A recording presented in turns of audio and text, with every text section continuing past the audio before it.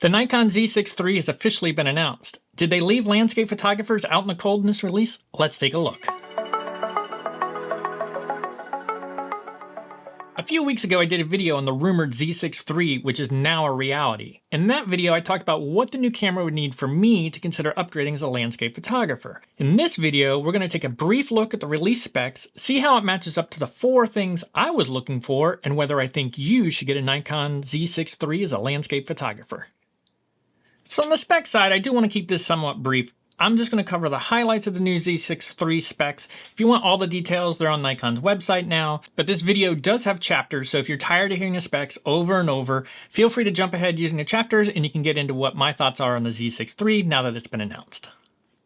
So on the still side for this camera, we have a 24.5 megapixel partially stacked sensor. We did get the X-Speed 7 image processor, has a 5.76 million dot EVF, and a peak brightness of 4000 nits, which means it's super bright. The AF system of the Z8 and Z9 with 299 focus points, and low light autofocus down to -10 EV. It also does have 5-axis and-body stabilization with up to 8 stops of compensation when paired with Synchro VR compatible lenses from Nikon. And of course on the video side of the world, which is something this camera really pushes if you notice any of the Nikon materials they've released about it, but it is doing video at 6K in RAW at 60 frames per second, it's doing 6K ProRes RAW at 30 frames per second, and full HD at 240 frames per second for slow motion capture. And then the camera body itself, it does have a flippy screen instead of the two-way tilt of the Z8, but it does let you get portrait positioning, has dual card slots as we would expect with a CF Express and an SD card slot,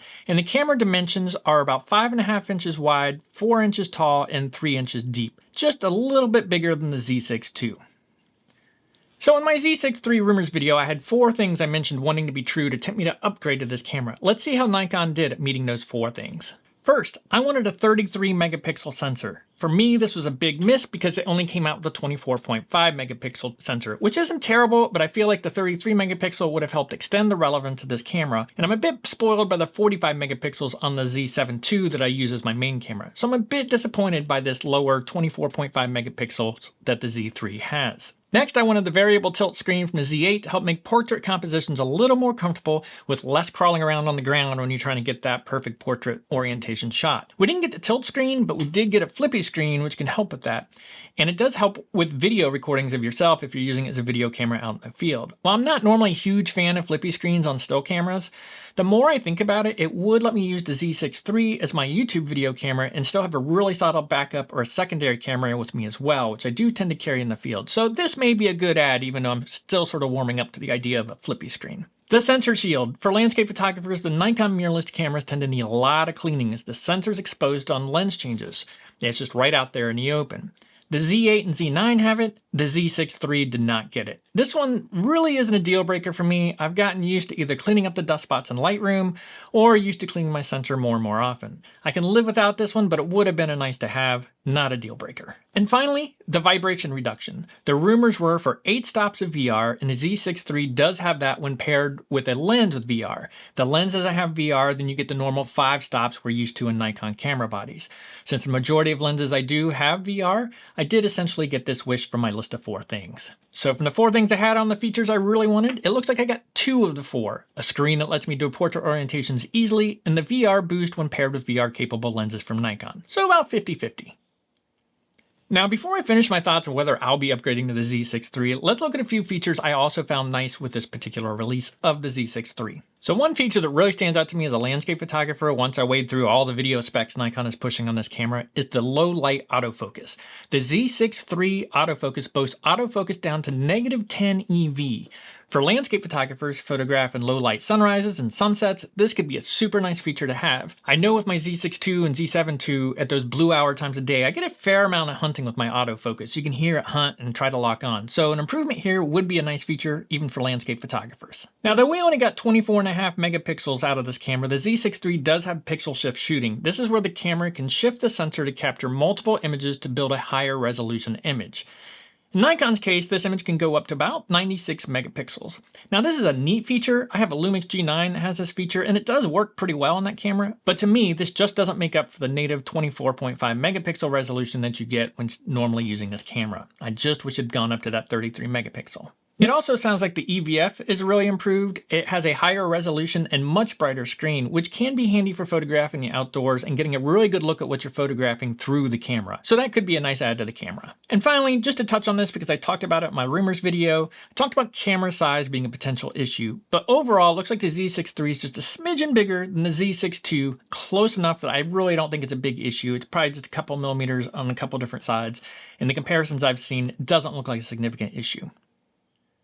So what am I doing? We've looked at the 4 things I wanted from the camera that I mentioned in my previous video, and a few things that sound good about the new Z6 III that I didn't cover before. But what am I doing? Am I upgrading?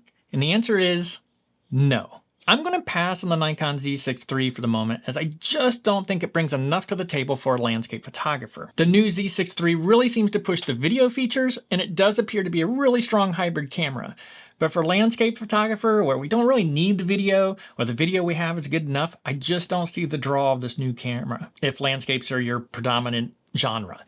Even the Nikon webpage really pushes the video features above all else. Now with that said, the AF system seems greatly improved, probably on par with the Z8 or Z9, but the mountains don't move that fast, so the benefit of that's diminished for landscape photographers in my opinion. Now the low light improvement, that is attractive, down to -10 EV. That seems nice, but not quite worth it for the price of the camera and the hassle of upgrading cameras at this point in time. So for the moment, I don't have plans to upgrade. I just don't see there being enough for me to replace my Z6 II at the current price point, and certainly not enough to replace my Z7 II, which is actually my main landscape photography stills camera.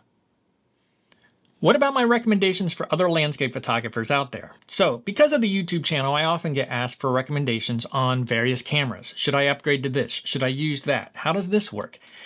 At first, I was going to break this video down into several different scenarios based on what camera you have now. And I started to work on that chart, and my answer kept coming up. Find a Z7 II on sale.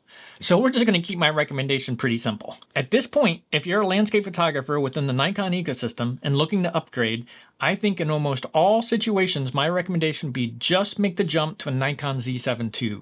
The price right now on the Z7 II is typically less than the Z6 III, and you get a powerhouse of a camera that excels at high resolution still photography, perfect for us landscape photographers. Okay, let's wrap this thing up. First, though I'm not actively recommending the Z6 III to landscape photographers, I think the Z7 II is just simply a better deal. The Z6 III is a pretty great camera if you're photographing wildlife or things are moving more in your frame. If you do a lot of portraits or a lot of sports, the Z6 III is a great camera. If you're doing a fair amount of video, the Z6 III looks like a great option and a step forward in their camera line, getting you into a very powerful and impressive hybrid camera.